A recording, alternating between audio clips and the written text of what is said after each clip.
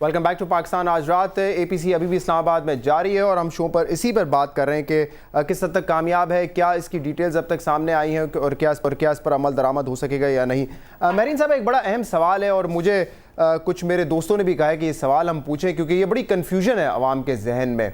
सवाल ये है कि हम खुद मुख्तारी की बात तो करते हैं और आज भी हम जज्बाती हो जाते हैं जब बूट्स ऑन ग्राउंड की बात होती है या फिर गनशिप हेलीकॉप्टर पाकिस्तान की सरजमीन पे आ जाएगा तो हम बड़े जज्बाती हो जाते हैं। लेकिन क्या वजह है कि हम गनशिप हेलीकॉप्टर को नो कहते हैं और ड्रोन अटैक्स को हम जो है खुद मुख्तारी की खिलाफ वर्जी नहीं समझते? इसमें फ़र्क क्यों है इतना?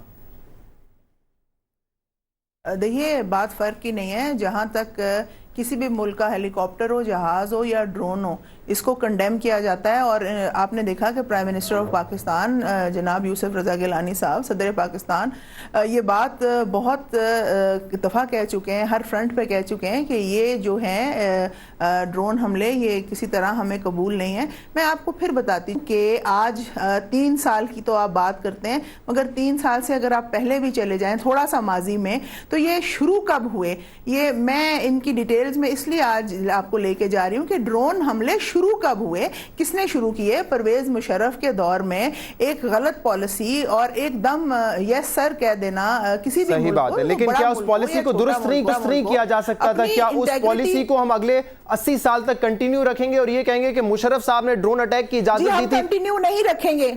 मैं आपको बड़ा क्लियर कट तो फिर मुझे ये बताएं, इतने सारे जब ड्रोन अटैक हुए हैं, कहती रही हूं, अभी तो हमें सिर्फ नहीं रखेंगे जो पाकिस्तान की सॉवरेनिटी और इंटीग्रिटी को पिंच करती है।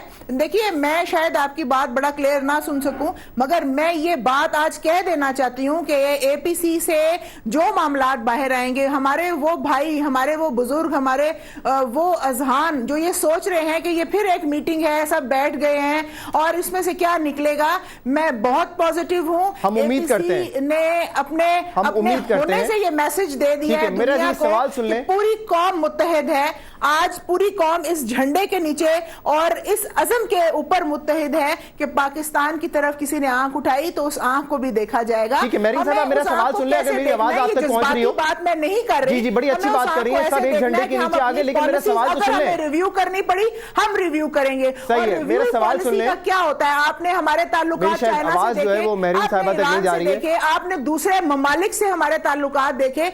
मैं आज खराज तहसीन पेश करती हूँ तमाम पॉलिटिकल पार्टी, मेरी आवाज आप तक आ रही हो आपको, मौलाना फजल रहमान साहब को और असफंदियाल वली साहब को और तमाम इमरान खान साहब को और तमाम लीडरान को, MQM के और हमारे जितने भी वहां पे। जी, मेरे ख्याल से मेरी आवाज जो है वो मेरीन साहिबा तक नहीं जा रही है। आसिफ साहब, यही सवाल मैं आपसे पूछना चाहूंगा।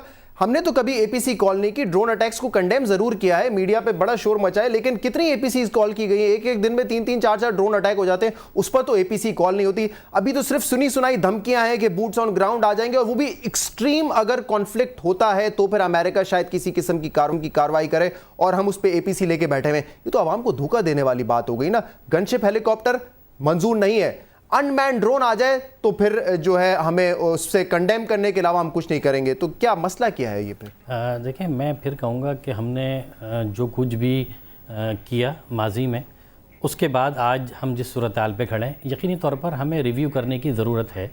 हमें देखने की ज़रूरत है कि हमने कहाँ पर गलतियाँ की हैं, हमारी कोताहियाँ कहाँ हैं। लेकिन आज जो वक्त है, जिस जगह पर हम पहुँचे हैं, वहाँ पर हमारे अंदर के इख्तलाफात, हमारी सियासी जमातों के मामलात और जितनी भी चीज़ें, इन सब को बालाताक रख कर हमें एक मैसेज जो है वो ज़रूर दुनिया को देना है कि जी हम एक हैं। जो आज इस मैं समझता हूँ कि एपीसी के ज़रिए जा रहा है, जिस तरह मेरीन अनवर राजा साहबा ने कहा, बिल्कुल सही बात की। दूसरी बात ये कि आज जब हम इस जगह पर पहुँच गए तो फिर हमें ज़रूरत भी इस बात की है कि हमें अपनी अब पॉलिसियों को और अपनी डायरेक्शन को बेहतर सिमत में ले जाने के लिए सही फ़ैसलों की ज़रूरत है। अगर हमने आज भी अपने फ़ैसले सही नहीं किए तो यकीनी तौर पर इसके बाद कुछ बाकी नहीं रह जाएगा। आज पूरी दुनिया हमारे ख़िलाफ़ खड़ी है, हम तन्हा हैं दुनिया में, हमारे पड़ोसी ममालिक हमारे ख़िलाफ़ हैं, मगरबी ममालिक हमारे ख़िलाफ़ हैं। आज हम इक़्तिसादी सूरत हाल के में एक मुश्किल तरीन वक्त से गुज़र रहे हैं। इस सारी सूरत हाल, इस सारे चैलेंज के बाद आज ये मौका अगर हमें मिला है, हमें इसको ज़ाया करने की ज़रूरत नहीं। देखें जो पार्टियां आज बैठी हैं वो सिर्फ पार्लियामेंट में नहीं है, पार्लियामेंट से बाहर भी है, जो कल बड़े बड़े अख्तलाफात रखती थी, लेकिन अगर आज वो एक जो है वो जगह बैठ गई हैं तो इस मौके से फ़ायदा उठाकर ज़िम्मेदारी है हुकूमत की भी, तमाम सियासी जमातों की भी, कि वो फौरी तौर पर एक ऐसा रिजल्ट दें। लड़ाई के लिए नहीं, हम अमेरिका से, ये दुनिया से लड़ना ना चाहते थे ना चाहते हैं, लेकिन हम बराबरी की बुनियाद पर हम चाहते हैं कि वो भी अपनी जिम्मेदारियों को महसूस करें और हम भी अपनी जिम्मेदारियों को महसूस करें और हम अपनी खारजा पॉलिसियाँ और दीगर पॉलिसियों में बेहतरी लाएं। सेनेटर साहब, ये सवाल मैं कर रहा हूं क्योंकि मुझे लगता है ये बड़ा जरूरी सवाल है, क्योंकि जब हम बैठे ही हैं इस एपीसी में तो हम तमाम इश्यूज को रिजॉल्व कर रहे हैं। जी मोहतरमा, मैं आपसे ही सवाल कर रहा था, उसको आवाज नहीं आ रही थी। मैं सिर्फ ये पूछना चाह रहा हूं, हमने कभी ड्रोन अटैक्स पे एपीसी तो नहीं बुलाई, हम कंडेम जरूर करते हैं, बट दैट्स अबाउट इट। क्यों नहीं हम उस पर एपीसी बुला के आज तक बोलते हैं? मैं ये सवाल आपसे इसलिए पूछ रहा हूं क्योंकि अवाम के जहन में ये कंफ्यूजन है कि एक सुनाई बात पे हम एपीसी बुलाते हैं और जो लोग मर रहे हैं, जो आपके प्राइम मिनिस्टर खुद कहते हैं कि काउंटर प्रोडक्टिव है, उस पर हमने क्यों नहीं कभी लाएमल लिया?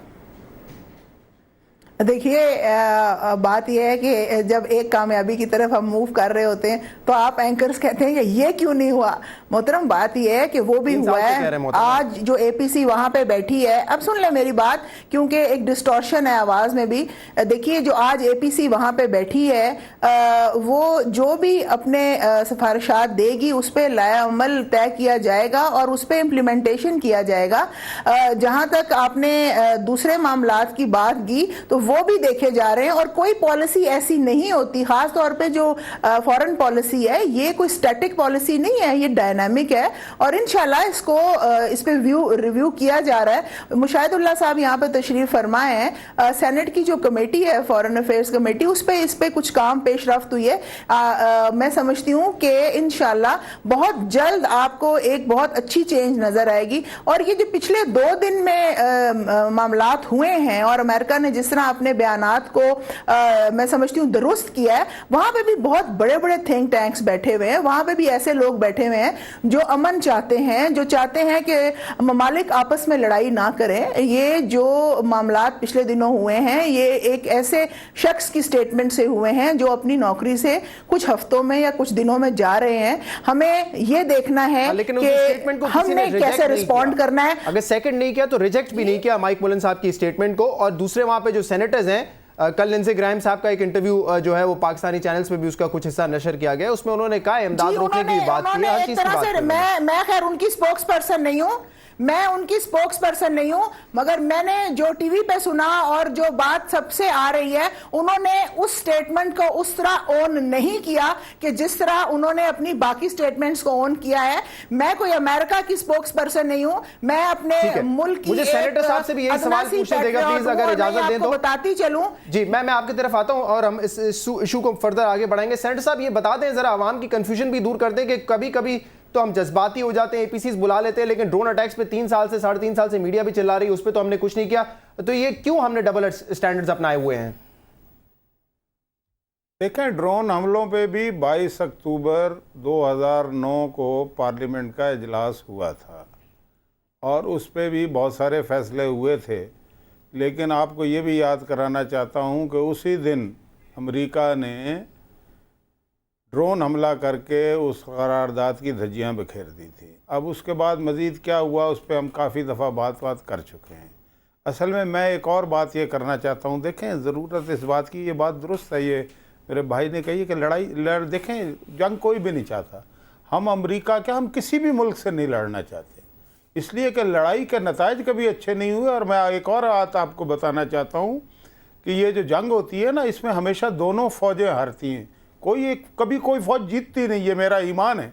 इसलिए कि इतना नुकसान होता है दुनिया का, अवाम का, किसी का कम होता है किसी का ज़्यादा होता है, सिर्फ ये होता है जिसको लोग हार जीत कहते हैं, लेकिन ये हार जीत नहीं होती, ये शिकस्त होती है। इसीलिए लड़ाई अच्छी चीज़ नहीं है, लड़ने की ज़रूरत नहीं है, समझने की ज़रूरत है। अगर कुछ मसाइल हैं, देखें मसाइल अमेरिका की तरफ से भी हैं और हमें ये भी बात यकसर नहीं कह देनी चाहिए कि अमेरिका या पूरी दुनिया जो कह रही है वो सारी बातें ही गलत कह रही है।